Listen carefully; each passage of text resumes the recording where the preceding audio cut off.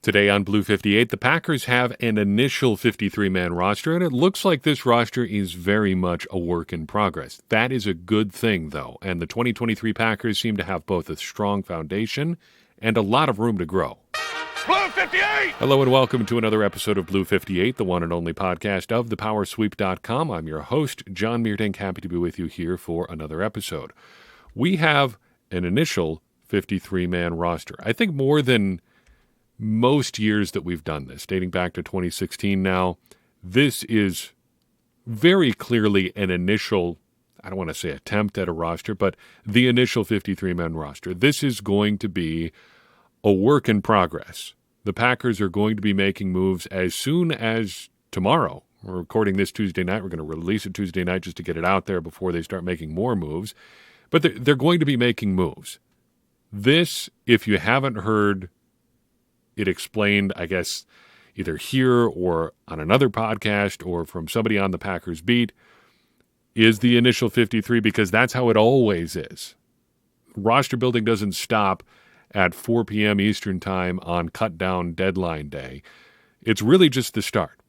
And I think it's becoming clear that in the NFL, with the way that rosters are now, there's really two aspects to putting together your football team. You have your roster building, and then you have your roster manipulation. Building the roster is getting your pool of guys from which you are going to draw your 53 and your practice squad. The manipulation part is where you put them and when you put them there. Looking at the Packers roster right now, there are some guys that are going to be hitting injured reserve very soon. Luke Tenuta is the perfect example, and the Packers need to do that for a couple of reasons. First, you've got to have them on the 53 past the roster cut-down deadline in order to put them on injured reserve so they can come back. That's what they want to do with a guy like Luke Tenuta for whatever reason. I mean, they want to have him available at some point this year, so they're putting him on injured reserve after the cut-down deadline. If you put him before, he can't come off at all. That also gives you the opportunity to open up another roster spot by putting him on injured reserve after the 53-man deadline is finalized. So they'll put Tenuta on injured reserve, and I think it'll be Matt Orzech, the long snapper, that's going to come back. They've done this before, but it's just a reminder that though some guys are making the 53 now, there are going to be changes. It's really more like the initial 57 or something like that, because you're going to have guys coming on and off as they move things around. And to that point, injuries played a big role in the construction of this initial 53-man roster.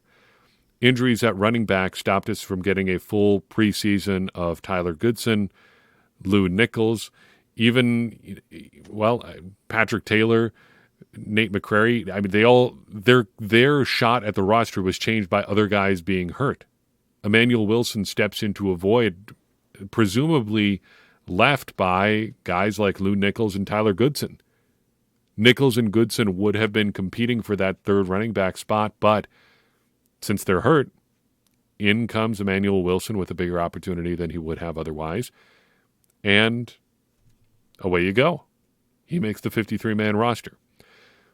That leads me to another impression of this roster overall, and we'll talk position by position who the Packers kept and who they got rid of. The Packers seem to, more than at least last year, they seem to have defaulted to the primary jobs that guys have. We've heard a lot about how the Packers want special teams value from things like, well, just for an example there, their third running back. They want guys like 2021 or 2022 Patrick Taylor, guys that are going to play a lot on special teams. Well, who did they keep? At least at running back, it wasn't the guy with the primary special teams value. Tyler Goodson returned kicks for the Packers. Patrick Taylor was a key member of their punt coverage and kick coverage teams. Neither of those guys end up on the 53-man roster. It's Emmanuel Wilson, whose primary value is on offense, not so much on special teams. And that was something that we wondered about throughout training camp. I brought it up a few times here on the podcast. At what point does that value on offense, being a bigger deal, carry a guy to the 53? Emmanuel Wilson, I think, is clearly better with the ball in his hands than Patrick Taylor. better things happened when Emmanuel Wilson was carrying the ball than when Patrick Taylor was carrying the ball. That seemed pretty clear. But the thing we've been conditioned to believe is that special teams value is going to carry the day. That did not end up being the case. At safety, that was an issue too. Tarvarius Moore was considered the odds-on favorite just because of what he did on special teams. Innis Gaines was a longtime special teamer there too. Yet Moore ends up on injured reserve, which means he's done for the year, and Innis Gaines is out of a job for right now. It wasn't necessarily the primary consideration. Now, you do have other guys at safety who do play special teams. Dallin Levitt, of course, is there. Anthony Johnson, I'm assuming, is going to get a lot of reps on special teams. And Rudy Ford, of course, was signed last year primarily as a special teams contributor. But it does seem like the Packers have counted on guys doing their primary jobs first before special teams. That surprised me a little bit, but I think that is a pleasant surprise. Basically, all of the surprises the Packers made, other than maybe Austin Allen, who we'll talk about when we get to tight ends here, basically every other surprise was enjoyable because it looked like the Packers were breaking tendency. They defaulted to youth in a lot of situations where they haven't necessarily before, at least in the past couple of years. They've defaulted to getting guys on the 53 who, for being good at their primary jobs, like we talked about, and they've just done some different things approach-wise. The biggest surprise of the last couple of days was Pat O'Donnell being released. I predicted that O'Donnell would make the roster just because of the kind of punters the Packers have tried to get over the past few years. They've really seemed to miss the guy who could be really accurate, and that's what O'Donnell was last year, more than a big leg. Had some consistency issues down the stretch as things got cold. But in the battle between Daniel Whelan and Pat O'Donnell, they went with the guy whose primary asset is just having a real big leg. That was something different, I think, than what we've seen from the Packers, at least under Rich Bisaccia. Not so much anymore. And if you look at the longer scope of what the Packers have been trying to do, basically in the Gutekunst era, J.K. Scott, Corey Bojorquez, and now Daniel Whelan, yeah, they have tried to go more with the big leg guy, but O'Donnell looked like a change in approach last year, and I'm pleasantly surprised to see them go with that, I think, is a better approach at punter. But let's go position by position here. Just talk through what the Packers have on the roster, what moves they made. Let's talk through it. Jordan Love and Sean Clifford are your quarterbacks. The least surprising position, and one that I assume that just about everybody got right. Alex Magoo is out for now. The only question there is if he comes back on the practice squad, what number does he wear? Because Anders Carlson is wearing number 17. Magoo wore 17 in the preseason. What number does he end up wearing? At running back, the Packers keep 3, Aaron Jones, A.J. Dillon, and Emmanuel Wilson. Lou Nichols was waived with an injury designation, as was Tyler Goodson, which means that they will pass through waivers, and if they're unclaimed, they will revert to the Packers injured reserve, which probably for both of those guys is a good thing in the long run. Packers outright released Patrick Taylor and Nate McCrary. McCrary, not so much of a surprise. Patrick Taylor, that probably brings his time in Green Bay to an end, at least for right now. They probably will look to get him back on the practice squad, I would imagine, but it also wouldn't be surprised me if they went in a completely different direction, just try to bring somebody, maybe just change things up, have a different look on the practice squad as well. At wide receiver, basically, I think as expected at this point. Christian Watson, Romeo Doubs, Jaden Reed, Samori Toure, Dontavion Wicks, and Malik Heath. It sounds like Wicks could be headed for injured reserve, possibly with a hamstring issue. Kind of dogged him throughout training camp, but for right now, he's on the 53-man roster. Malik Heath, a great story, making it to the 53. Honestly, not any huge surprises from this group. Among the guys released, Bo Melton, a intriguing prospect, but never really fell into a role with the Packers. Grant DuBose had a shoulder injury all throughout training camp. You'd have to imagine the Packers would like to have him back on the practice squad just because they spent a draft pick on him. They seem to like him. And of the guys released, he is clearly, I think, a cut above the rest in terms of, athleticism, size, potential utility on the team. He just seems to have a clear path to the roster that the other guys really can't seem to match at this point. Tight end / fullback. one bigger surprise, one mild surprise here. The Packers end up keeping Luke Musgrave, Tucker Kraft, and Josiah DeGuara. No surprises really in who they kept, but they only go with 3 between tight end and fullback because fullback is the thing in the Packers offense here now. And the guys that they released both had pretty significant, I think, pretty noteworthy paths to the roster. Henry Pearson was a pretty consistent special teams performer during the preseason, and he was getting some work with the Packers' number 1 offense at times this training camp. Austin Allen, meanwhile, is the third of the 3 actual tight ends and does seem to have some upside as a traditional, I guess you'd say a Y tight end. The hand on the ground, end of the line, traditional tight end, in addition to being a regular contributor on special teams. But this is, I think, where the roster manipulation aspect of, this roster process, this program building comes in, because I think they'll probably do with Austin Allen what we've seen them do in the past with guys like Patrick Taylor. Allen will be on the practice squad. They'll move him up, move him down as and when they need him in the regular season. And ultimately, if they, when they exhaust those elevations, they'll decide at that point if they want to put him on the 53-man roster. And by that point, things will have changed elsewhere on the roster. There may be an opportunity for him to get to the 53 at that point. But I would be surprised if he is not on the practice squad. The offensive line, I think, is fairly interesting. We'll just read it in the order that they presented at Packers.com. Zach Tom, Rasheed Walker, David Bakhtiari, Royce Newman, Josh Myers, Caleb Jones, Yosh Nijman, Elton Jenkins, Sean Ryan, John Runyon, and Luke Tenuta. Tenuta is headed to injured reserve, so the Packers are already down to 10 linemen there. Caleb Jones I'm happy to see him make the 53-man roster, keeping another big tackle prospect there. He's probably the guy in the most danger when and if Luke Tenuta does come off of injured reserve. Outside of that, I would say not really any surprises here other than the Packers really only carrying one true center or one guy with primary responsibilities at center on the 53. If Myers falters at all and they want to go in a different direction at center, it's going to mean a lot of reshuffling around the rest of their offensive line. Interestingly, Yosh Nijman is on the 53-man roster. There was some thought that he could end up getting traded, which I think that I probably would have done. Here's my reasoning there. The Packers have a lot of tackles that they like. They've got a lot of guys that can play tackle. And the Packers are probably going to be going in a different direction with 2 of their noteworthy tackles next year.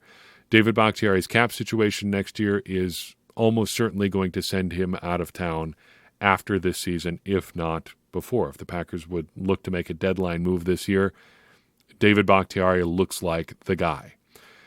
Yosh Nijman, too, is a free agent after this year.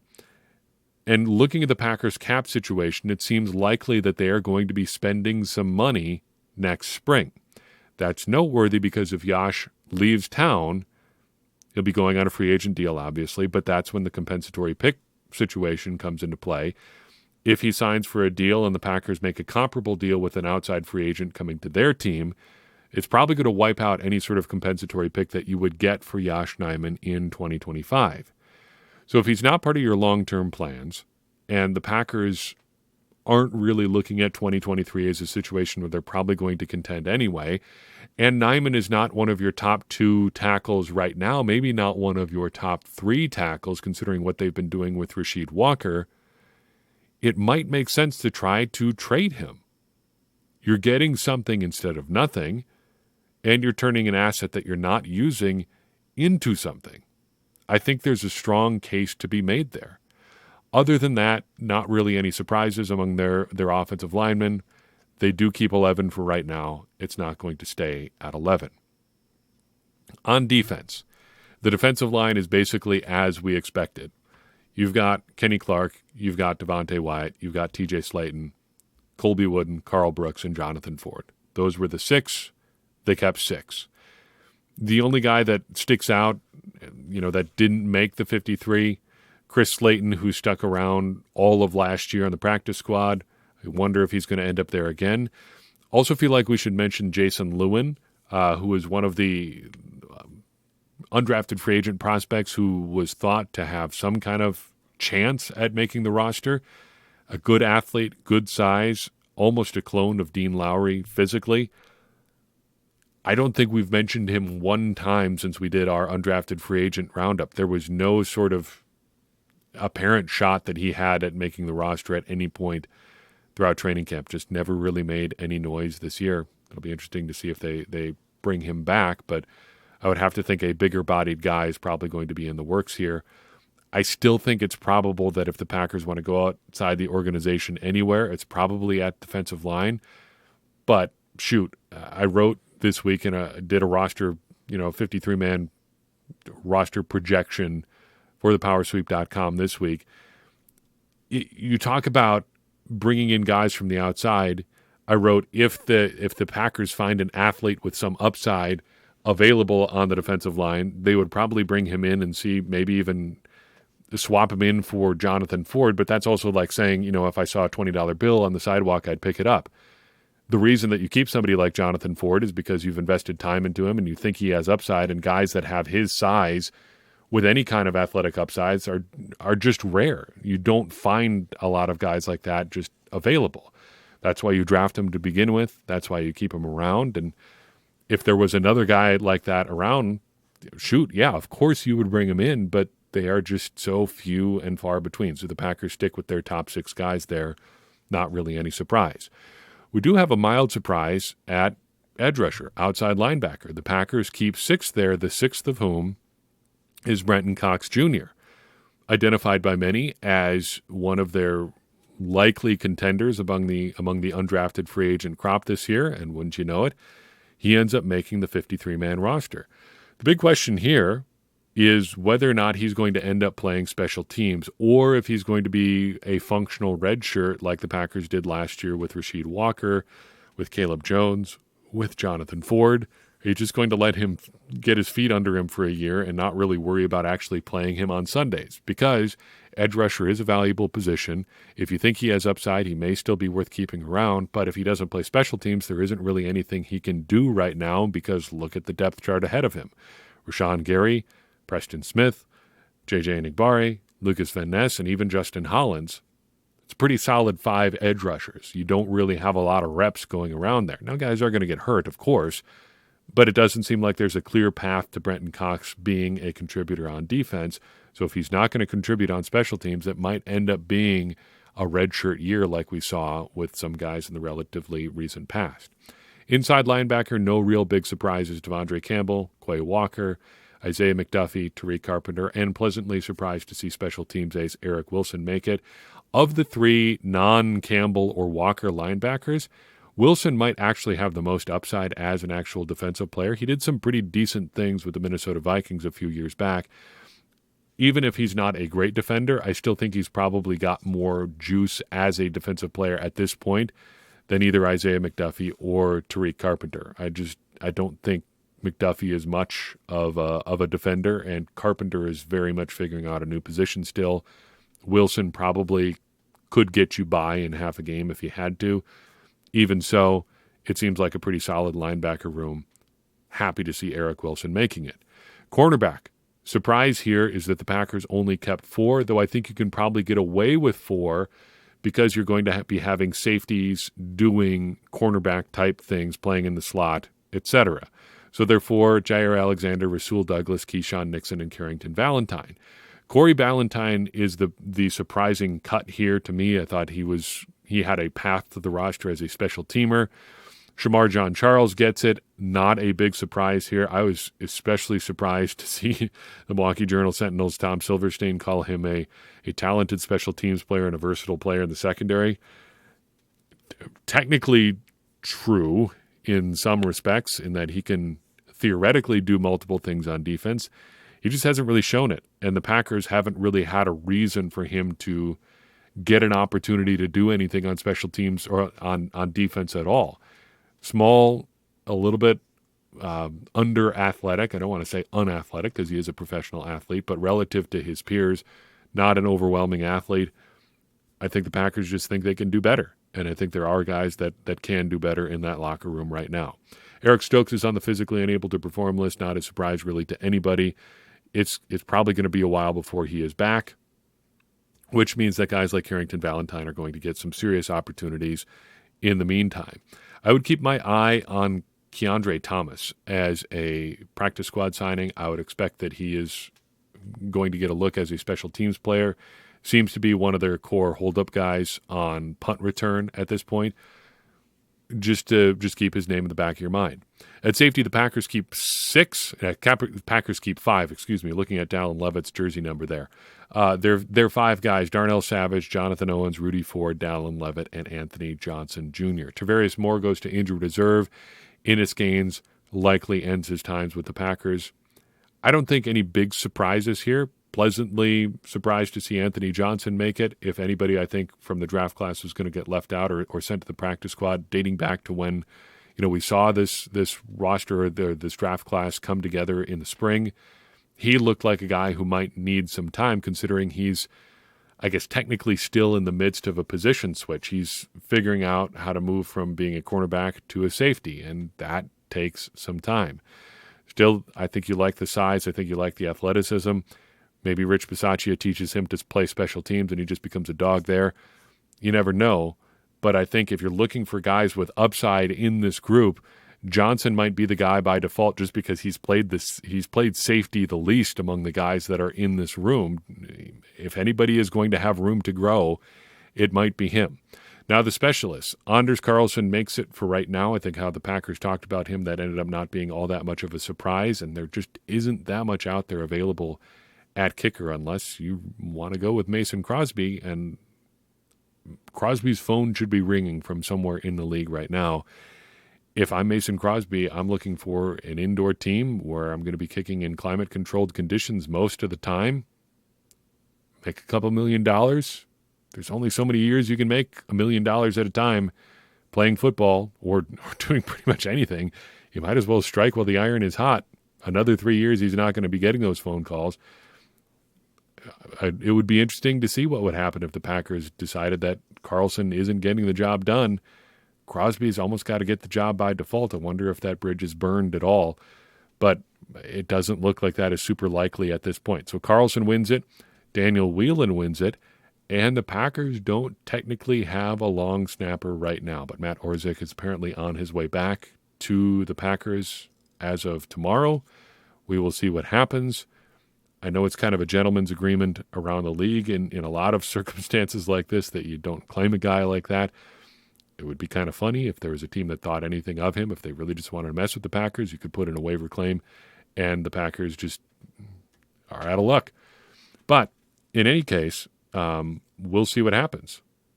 The Packers have some work to do, but we've got an initial 53-man roster. I'm pretty happy with what the Packers have. And to kind of put a bow on what I said in the intro, it seems like they do have a pretty solid foundation here. You start looking position by position, they've got an established core just about everywhere you look. Talk through the roster with me again. Quarterback, Jordan Love. Running back, Aaron Jones, A.J. Dillon. Wide receiver, Christian Watson, Romeo Doubs. Tight end, okay, a work in progress. But offensive line, David Bakhtiari, Elton Jenkins. Even if you don't think he's a great player, at least Josh Myers has been here a while. Same for John Runyon. And a plethora of options on the right side. Defensive line, Kenny Clark is a star. Outside linebacker, Rashawn Gary is a star. Preston Smith is a solid sidekick there, and they've got guys coming up behind him. Inside linebacker, Devondre Campbell, Quay Walker, a solid core. Cornerback, Jair Alexander, Rasul Douglas, a solid core. Almost every position has those core guys, but they also have room to improve. A lot of these positions, even when they have some strong core players, they've got other guys coming up behind them. Lucas Van Ness, the entire tight end room, Jaden Reed. You can find guys at about every position where the Packers can grow and get better over the course of this season. We'll talk about expectations for the team as a whole either later this week or early next week, but by and large, I think there's a lot to like about the 2023 Packers. How it all comes together is going to be a mystery. It certainly is right now. But it's going to be an interesting work in progress.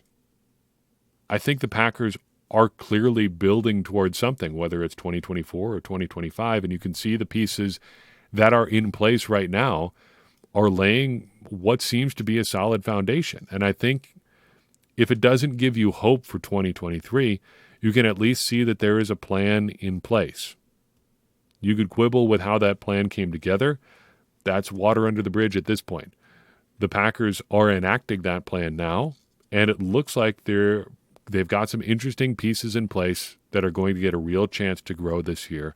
And I think that's really reflected in their initial 53-man roster. That's all I've got for you on this episode of Blue 58. I appreciate you tuning in. I would appreciate it even more if you would take a second and share this episode with someone you think would enjoy it. That is the number one way Blue 58 grows. Your word of mouth gets more people to tune in each and every episode, which gets more people involved in this conversation you and I are having about the Green Bay Packers, which helps all of us, me included, become smarter Packers fans. And as I always say, smarter Packers fans are better Packers fans, and better Packers fans are what we all want to be. I'm your host, John Meerdink. We'll see you next time on Blue 58.